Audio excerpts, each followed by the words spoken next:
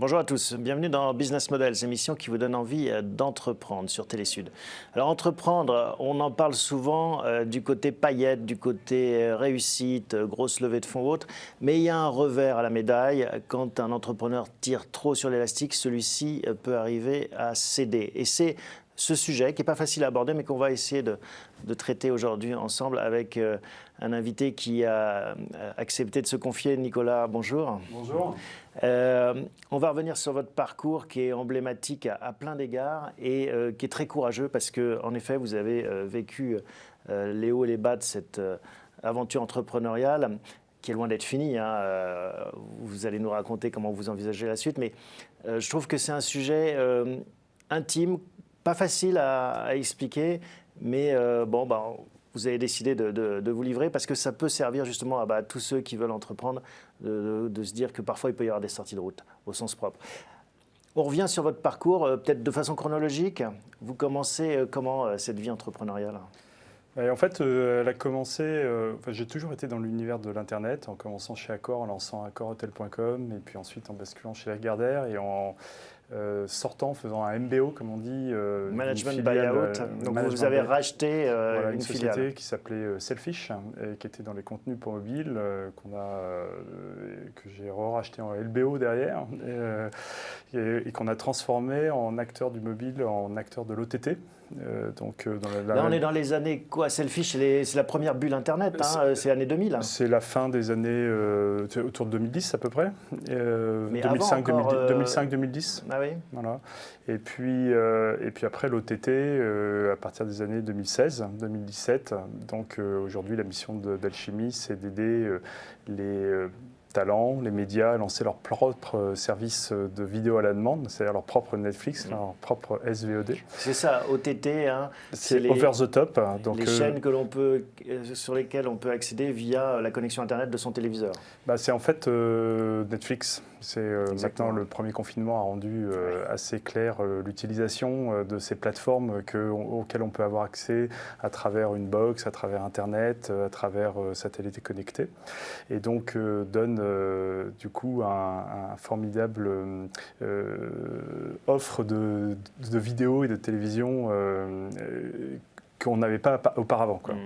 Voilà, et donc Alchimie, on a développé Alchimie, on a introduit en bourse Alchimie le novembre 2020, donc après le premier confinement, on a travaillé pendant l'été et puis on a fait cette introduction le 27 novembre. Un parcours sans faute, on peut dire, à 100 à l'heure, parce que en effet, vous êtes parti au début de cette aventure jusqu'à cette introduction en bourse. Et après, qu'est-ce qui se passe ? Alors en fait, moi, l'année 2021 ne s'est pas déroulée exactement comme prévu, parce que le 9 mai, j'ai eu un accident. Je suis un grand passionné de vélo, je fais 12 000 km de vélo par an. Et le dimanche matin, j'ai eu un accident cardiaque, un arrêt cardiaque sur le vélo. J'étais tout seul en vallée de Chevreuse et mon cœur s'est brutalement arrêté. Le miracle, c'est qu'il y a des vélos qui sont arrivés à ma hauteur et qui m'ont sauvé, qui m'ont pris en charge et qui ont pu me masser. Et en fait, mon cœur s'est arrêté pendant 53 minutes. Et comment c'est possible qu'un cœur, qu'il reparte surtout, pas qu'il s'arrête, ça arrive, mais qu'il reparte après 53 minutes? En fait, ils ont massé très longtemps. Et c'était un médecin et 2 gendarmes, donc ils avaient en plus les gestes justes. Et donc ça a continué à irriguer votre cerveau notamment et autres, parce que vous avez quasiment aucune séquelle. Enfin, bon, c'est compliqué, c'est une rééducation, mais on peut imaginer que des gens seraient restés paraplégiques ou... Alors effectivement, en fait, la clé du sujet, c'est que le cerveau doit être irrigué. Et on a une problématique à ce moment-là qui est que s'il y a une rupture de flux sanguin, vous avez des séquelles. Et il faut savoir que vous avez 2-3 minutes maximum pour intervenir. Et donc là, le miracle, c'est qu'ils ont pu intervenir tout de suite. Et ils ne se sont pas découragés parce que pendant 50 minutes, ils ont pompé jusqu'à ce que le SAMU arrive au bout de 3 quarts d'heure, fasse des injections d'adrénaline et puis puisse se faire redémarrer le cœur avec un appareil qui est un défibrillateur plus, pour ensuite m'emmener, me faire opérer, me placer dans le coma et ensuite revenir petit à petit à une vie normale à travers une rééducation, etc. Bon, rien que ça, on imagine qu'en effet, c'est un choc terrible, personnel, mais aussi que voilà, votre vie, votre carrière d'entrepreneur, à un moment donné, c'est un arrêt net qu'on n'a pas du tout anticipé. On continue à se dire, je vais vivre à 100 à l'heure. Alors effectivement, d'ailleurs, quand vous faites des levées de fonds, on vous dit toujours la personne clé, il y a des assurances hommes clés, etc. Et puis en fait, c'est un sujet dont personne ne se préoccupe réellement. Personne n'a vraiment le souci, puisqu'on se dit que la probabilité est tellement infinitésimale que il n'y a pas l'objet d'y passer plus de temps. Et en l'occurrence, pour Alchimie et pour moi, c'est arrivé. Et donc le cas improbable s'est produit. Et c'est vrai que c'est un choc. Alors c'est un choc pour tout le monde, hein, pour la famille, pour les salariés, pour la boîte, puisque vous disparaissez sans prévenir. Du jour au lendemain. Vous êtes hospitalisé pendant plusieurs jours. J'étais coma pendant une semaine. J'ai eu la chance de pouvoir sortir vite des soins intensifs et de rentrer vite à la maison. Mais derrière, le temps d'une rééducation, vous êtes en dehors du jeu pendant plusieurs mois, quoi. Et donc une boîte qui n'est pas préparée, qui se retrouve sans son patron, juste après son introduction à bourse, dans la phase de super investissement. On avait racheté une boîte aux États-Unis quelques semaines auparavant, on était en train de l'intégrer. C'est forcément un choc qui est extrêmement difficile à gérer, qui a été difficile à gérer principalement pour le conseil d'administration, puisque à ce moment-là... Et pour vous, comment vous l'avez vécu? Alors pour moi, ça a été un choc en fait en plusieurs étapes. Le premier, c'est... D'abord, je ne parlais plus, je ne marchais plus, donc il a fallu apprendre à parler, il a fallu apprendre à marcher. Vous êtes un miraculé quand même. Hein. Voilà, donc ça a duré pendant 5 semaines, de revenir à la maison, et puis ensuite, vous réalisez pas vraiment ce qui s'est passé, vous ne réalisez pas la gravité du sujet. Et donc, vous avez envie de revenir comme avant. Et vous faites tout comme avant. Donc, je m'étais mis à essayer de refaire du vélo, à repenser comme avant. Et j'ai passé tout l'été 2021 à me dire, est-ce que je serais capable de faire comme avant? Et donc, le 1er septembre, je m'étais mis dans la tête que je reviendrais le 1er septembre. Je serais capable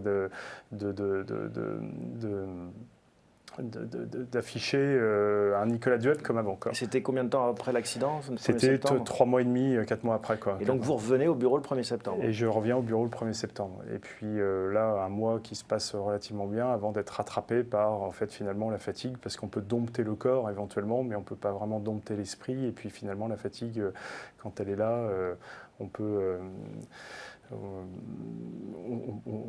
elle est là, quoi. Alors Nicolas, cette fatigue que vous ressentez un mois après avoir repris le travail, elle est physique bien sûr, mais peut-être aussi morale ou mentale? Oui, elle est un peu psychologique, on va dire. C'est-à-dire que en fait, quand on a vécu cette expérience de passer dans l'au-delà et de revenir, on se pose vraiment une question de sens, le sens des choses. Et on ne voit pas la vie de la même façon, c'est évident. Voilà, et se lever le matin pour se dire, allez, il faut aller voir les clients, il faut aller mettre de l'énergie pour motiver les salariés, etc. Ça demande un excès d'énergie qu'on n'est pas capable de donner à ce moment-là. Moi, j'ai l'habitude de dire qu'un chef d'entreprise, c'est une station-service d'énergie. Il faut donner de l'énergie à ses actionnaires, à ses salariés, à ses fournisseurs, à ses clients. Et pourtant, vous étiez un modèle de ça, un modèle du genre. C'est-à-dire que vous étiez l'entrepreneur, on se connaît depuis quelques années maintenant, toujours débordant d'énergie, d'envie, vraiment l'entrepreneur Exactement. idéal. Alors, j'en avais même écrit un livre qui s'appelle « Votre énergie est inépuisable », puisque moi, ma passion, c'était d'arriver à tout faire.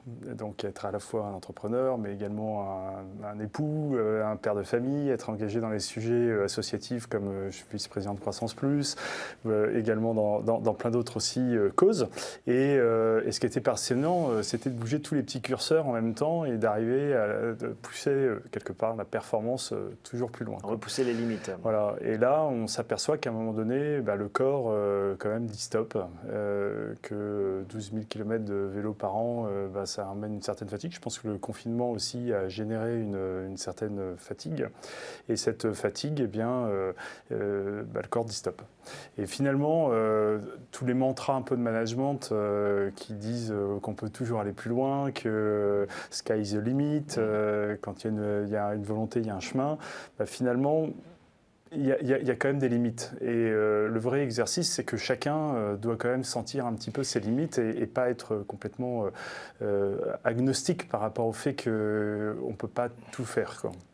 inventer une espèce de management durable, on pourrait dire, ou d'entrepreneuriat durable? C'est un jeu d'équilibre. Chacun a son propre équilibre. Alors c'est vrai, on parlait du management de paillettes ou des entrepreneurs de paillettes. On me représente souvent dans les magazines ou papier glacé l'entrepreneur qui a fait ceci ou cela. Mais quid d'à côté? Est-ce que sa vie perso est équilibrée? Est-ce que sa santé est respectée? Est-ce qu'il peut être extrêmement performant à 35-40 ans, mais dans quel état sera-t-il à 65 ans? Toutes ces questions, on ne les aborde pas. Mais finalement, en tant qu'entrepreneur, chef d'entreprise, tout le monde se les pose. Est-ce que je vais être capable d'aller plus loin? Est-ce que je vais être capable d'être plus performant? Est-ce que je vais être capable de trouver l'équilibre entre toutes mes sphères personnelles et professionnelles? Et voilà, moi ce que j'ai vécu, c'est le concret de ça. Parce que finalement, vous avez l'opportunité de discuter de la priorité, des priorités dans la vie. Vous savez, le samedi soir, vous avez un verre, vous discutez de tout ça avec vos copains, puis c'est important, la famille, les enfants. Puis le lundi matin, vous retournez au charbon. Et là, vous parlez des entrepreneurs à paillettes, c'est-à-dire ceux qui ont réussi à réussir. Il y a aussi tous ceux qui sont partis sur la ligne de départ et qui se sont brûlés les ailes en vol aussi et qui n'ont même pas atteint cette introduction en bourse ou ce succès. Oui, et en fait, chacun a son parcours. Et finalement, moi, ce qui me fait beaucoup réfléchir aujourd'hui, c'est quels sont les critères du succès. Parce que le critère du succès vu... Dans la French Tech, ça va être le montant levé ou la série A, la série B, la série C. Est-ce que vous êtes une licorne, etc. Honnêtement, quand vous sortez du coma, vous ne vous posez pas la question de savoir combien vous avez fait pour votre dernière levée. Et ça, c'est quelque chose et c'est pour ça qu'on fait cette émission ensemble, parce que vous avez décidé d'en parler. C'est un sujet pas facile, très personnel, qu'on aborde peu. Mais c'est quelque chose qui redonne une espèce de sens aussi à votre vie, j'imagine. Peut-être aider les entrepreneurs, les apprentis entrepreneurs à mieux intégrer ces signaux. Moi, j'ai toujours pris l'habitude de témoigner. Le livre « Votre énergie est inépuisable », c'est un témoignage. C'est absolument pas un mantra, des cours de management ou quoi que ce soit. La façon dont j'ai fait, avec ses forces et ses limites. Et là, en discutant avec ma cardiologue, je me suis aperçu qu'en fait, il y avait énormément d'entrepreneurs, de chefs d'entreprise qui avaient des problèmes cardiaques. Manifestement, la moyenne, alors j'ai commencé à travailler un peu sur les stats, mais largement au-dessus de la moyenne nationale. Et je trouvais ça intéressant parce que à 4 h du matin, quand on se réveille avec une crise d'angoisse pour la trésor, comment on va gérer ça? Et on est seul. Et finalement, c'est des problématiques de solitude de l'entrepreneur. Avec un stress maximum qui n'est pas toujours perçu par le reste de la société, qui voit en effet, il y a la réussite, mais derrière, il y a un prix à cette réussite. Voilà, et même plus que le mot stress, c'est aussi des angoisses, des crises d'angoisse. Quand vous ne voyez pas la solution, c'est absolument terrible, parce que ça vous prend le ventre, et en fait, c'est votre corps qui est en train de compenser. Le coût à payer, c'est le corps. Ça m'a failli me coûter la vie, quoi. Et d'autres vivent ça. Et je trouve que c'est un tabou, parce qu'en fait, l'entrepreneur, c'est un peu le héros du 21e siècle, le chevalier des temps modernes. Le winner. Mais derrière l'entrepreneur, il y a un humain, et que cet humain, il obéit aux mêmes facteurs que n'importe quel humain, de fatigue, de maladie, et ainsi de suite. Et il y a un tabou à casser dans cet univers. Oui, et puis l'entrepreneur ne peut pas montrer de fragilité, parce que sa fragilité pourrait se répercuter sur l'entreprise, donc sur son produit, et donc c'est un cercle vicieux qui se mettrait en place. Oui, et puis surtout, quand vous êtes dans la course, vous ne vous posez pas la question des fragilités, parce que vous dites que tout est possible, et vous mettez toute votre énergie, vous mettez toute votre âme dans la boîte, vous poussez les limites, et vous ne voulez pas les voir, d'ailleurs, les limites. Est-ce qu'il y a eu des signaux? Est-ce qu'à un moment donné, quand vous refaites le match, vous dites, tiens, peut-être ça, j'aurais dû l'écouter?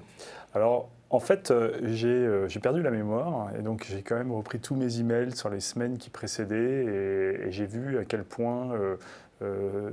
alors que je suis plutôt un manager qui fédère ses équipes, qui les amène à fonctionner en collectif. J'ai vu manque de patience, j'ai vu de l'énervement. La semaine qui a précédé mon accident, j'avais collé en vacances mon directeur technique, qui est une crème, mais j'avais perdu patience, et je lui ai dit va prendre l'air, et puis on se reparle plus tard. Enfin, il y avait des petits signes quand même d'accro qui auraient pu attirer l'attention. D'ici à imaginer que ça aurait pu se traduire par ce type d'accident, non. Voilà. Ouais. Mais c'est quand même une leçon que vous voulez partager, c'est-à-dire dire faites attention à ce genre de signaux. Oui, il y a des signaux, en fait, je pense que quand on dort mal la nuit, qui se traduit par des manques d'attention, des manques de patience, d'être plus énervé, de Oui, générer de la fatigue. Voilà, on rentre dans la fatigue qui est la fatigue nerveuse. La fatigue physique se transforme en fatigue nerveuse. Et là, on commence à mettre le doigt dans un engrenage qui peut aller, selon les cas, dans un cas, dans le mien extrême, et puis d'autres, ça peut se traduire par des maladies ou des formes de corps abîmés différentes. Comment votre entourage a réagi? Parce qu'il y a aussi toute cette dimension qui doit être compliquée pour l'entourage. Bah écoutez, ça a été, pour ma famille, ma femme en particulier, c'était une épreuve. Parce qu'en plus, comme vous êtes une boîte cotée, il faut publier un communiqué de presse. Vous n'avez pas envie de faire un communiqué de presse pour dire mon mari a un problème. Et en plus, on ne savait pas quel problème. Est-ce que vous alliez sortir du coma ou pas? Voilà, le pronostic vital était engagé. Donc, est-ce qu'il fallait annoncer prochainement la mort? Est-ce qu'il fallait dire que j'allais sortir abîmé, sans mes facultés, et ainsi de suite? Enfin, on ne savait rien dire. Et puis, vous n'avez pas envie de dire. Oui, ça rajoute un problème au problème. Ça rajoute gestion exactement de la communication. Voilà, et puis les médecins eux-mêmes ne savent pas. Et donc, il a fallu, le mardi soir, 3 jours après, j'étais dans le coma, j'avais une infection pulmonaire. Ils ont expliqué à ma femme qu'ils avaient perdu le contrôle, que ça n'allait pas passer la nuit, qu'elle reste à côté de son téléphone, ils allaient la joindre. Donc vous imaginez le type d'émotion, le type d'horreur dans lequel elle se retrouve engagée. Et, voilà, donc bon, elle a eu la chance, et j'avais autour de moi des avocats, des gens qui sont des spécialistes et dont je suis assez proche, qui ont pris en main ce sujet et qui l'ont débarrassé de ça. Elle s'est concentrée sur son mari, mais pour les enfants, pour la famille proche, c'est extrêmement difficile. Et c'est une reconstruction aussi pour toute la famille, parce qu'il y a votre reconstruction, et puis j'imagine il y a l'environnement aussi. Voilà, alors en fait, quand vous sortez, vous êtes quand même assez affaibli, et puis vous n'êtes plus le même. Et donc en fait, ma première erreur de cet été, c'était d'essayer de ressembler à mon ancien moi. Et puis maintenant, je constate que je ne serai plus mon ancien moi, parce que l'expérience vécue fait que vous voyez les choses différemment. Et puis physiquement, c'est différent. Et puis, mais c'est pas grave, on va passer à quelque chose de différent. C'est en cela que vous êtes un entrepreneur fondamentalement, parce que vous vous adaptez à toutes les situations. On va rester positif. Et puis, si on m'a laissé en vie avec un tel miracle un dimanche matin, c'est qu'il y a sûrement d'autres belles choses à faire et qu'il faut les aborder, il faut les accueillir. En revanche, ce que j'ai appris, c'est qu'on ne peut pas tout contrôler. Alors qu'avant, j'aimais contrôler les choses, j'aimais tout planifier, j'aimais tout anticiper. Là, je ne peux pas anticiper le prochain projet, je ne peux pas contrôler le prochain projet, je ne peux pas contrôler Vous interdisez même de l'anticiper, vous dites qu'il ne faut pas que je sois trop dans cette réflexion comme j'étais auparavant? Oui, exactement, parce qu'en fait, vous allez sauter sur un projet alors que votre corps, il n'a pas encore récupéré, il est encore fatigué, et puis finalement, je vais faire un nouveau faux départ, c'est-à-dire peut-être même m'engager avec des associés dans un truc, et au bout de 4 mois, leur dire je suis trop fatigué, j'y arrive pas, quoi. Et là, vous avez complètement levé le pied sur Alchimie, ou est-ce que vous allez encore parfois au bureau Alors, quand ça allait pas très bien, je suis allé voir le conseil d'administration, je leur ai expliqué que j'étais en réalité pas capable d'assumer la lourde charge qu'est celle d'un directeur général et que je voulais passer la main, que c'était mieux pour la boîte, mieux pour moi. Et le miracle, c'est j'ai rencontré 3 jours après Pauline Grimaldi, qui est aujourd'hui la directrice générale de Alchimie.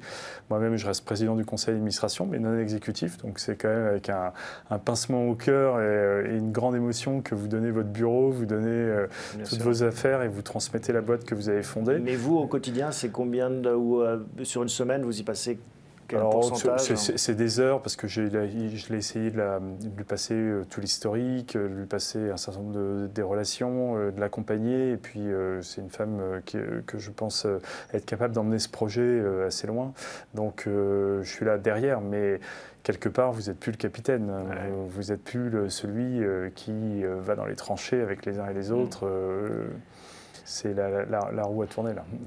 Vous en parlez avec d'autres chefs d'entreprise qui ont eu des accidents ou qui n'en ont pas eu, et ils arrivent à s'ouvrir un peu davantage sur cet envers du décor? Alors justement, le fait de pouvoir témoigner fait que les autres s'ouvrent aussi et racontent leurs difficultés.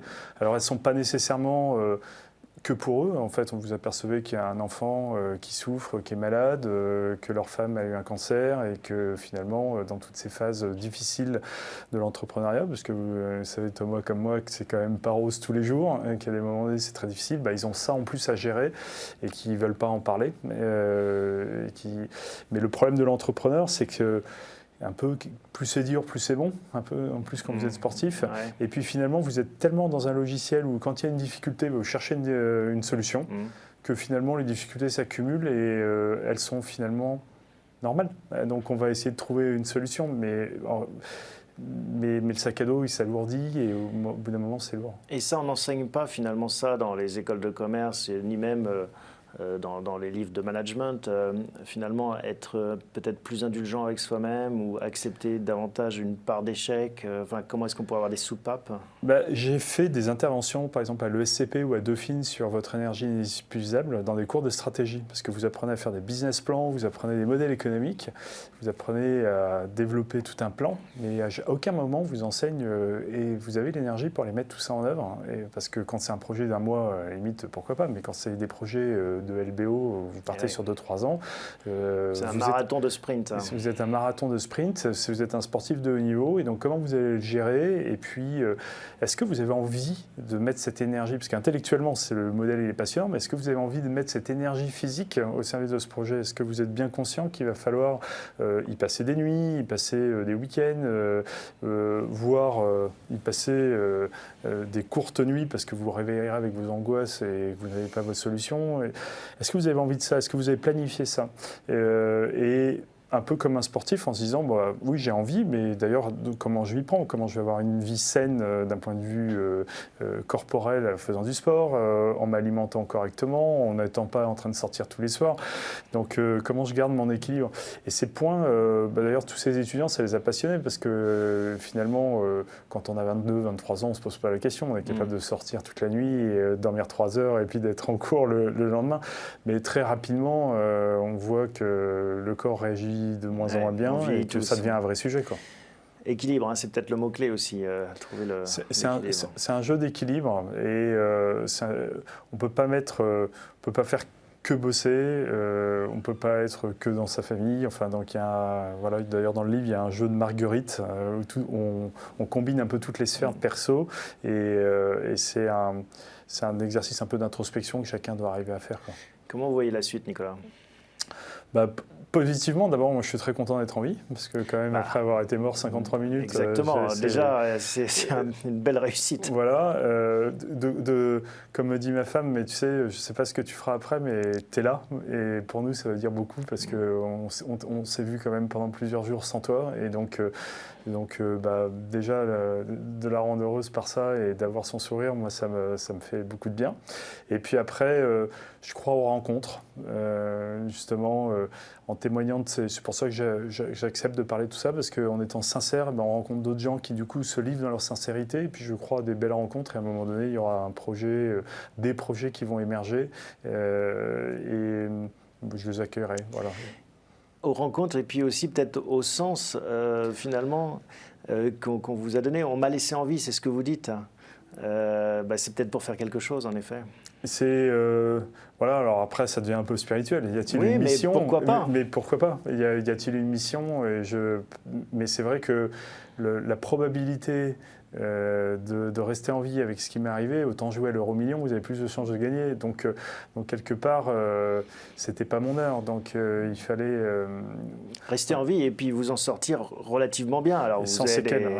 Sans séquelles. Bon, j'ai pas de séquelles physiques. Après, on peut être encore fatigué, mais un peu finalement comme tous les grands ou les burn-out, vous mettez 1 an, 2 ans pour vous en remettre. Donc ça va remettre un peu de temps. Mais vous avez pas. Voilà. Alors cette notion de mission, en même temps, je veux la vivre et je veux l'accueillir parce que quand vous y pensez, ça vous met un peu la pression. Il y a un truc un peu sérieux, il va falloir faire quelque chose de bien, etc. Il faut évacuer cette pression, c'est une leçon aussi. Voilà, il faut la mettre de côté parce que du coup, sinon, elle vous fait souffrir. Qu'est-ce qu'il faut que je fasse tout de suite? Repartir au charbon et essayer d'inventer des choses. Et c'est là où ce que je vous disais, c'est dans le témoignage de ma femme, d'être juste là, déjà c'est une mission. Et finalement apprécier le présent. Et voilà, et c'est ça. dans le présent. Parce qu'en fait, un de mes enseignements, c'est que quand vous êtes entrepreneur, vous êtes toujours dans le futur. Ben oui, vous on se projette. On fait des business plans à 5 ans, on voit la suite. Et même les succès, j'ai jamais vraiment réussi à me réjouir de mes succès. Finalement, l'introduction en bourse, on a réussi à introduire en bourse.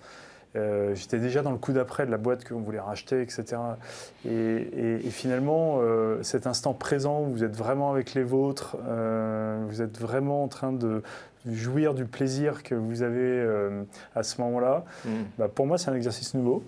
Et je dis que c'est un exercice parce que c'est pas inné. Et il faut arriver à se dire, bon voilà, on passe un bon moment, je suis content d'être là, je suis content de rencontrer cette personne. Sinon, avant, j'étais déjà dans la personne suivante qu'il fallait que je rencontre, quoi. Et ça, c'est une nouvelle forme d'état d'esprit. Qui est pas mal, finalement. Bon, bah oui, un nouveau chapitre s'ouvre. Merci en tout cas, Nicolas, d'avoir accepté de témoigner. Il faut être courageux. Hein. Quand on est entrepreneur, on doit être courageux, mais quand on doit se relever aussi, et c'est rare finalement de prendre la parole sur ces sujets, et je vous en remercie beaucoup. J'espère que ça servira à ceux qui peuvent regarder cette émission. Merci Nicolas, vous viendrez nous raconter la suite de l'aventure. On fera dans quelques temps un nouveau point. Avec plaisir, et merci à vous tous pour votre fidélité. On se retrouve la semaine prochaine pour un nouvel épisode de Business Models.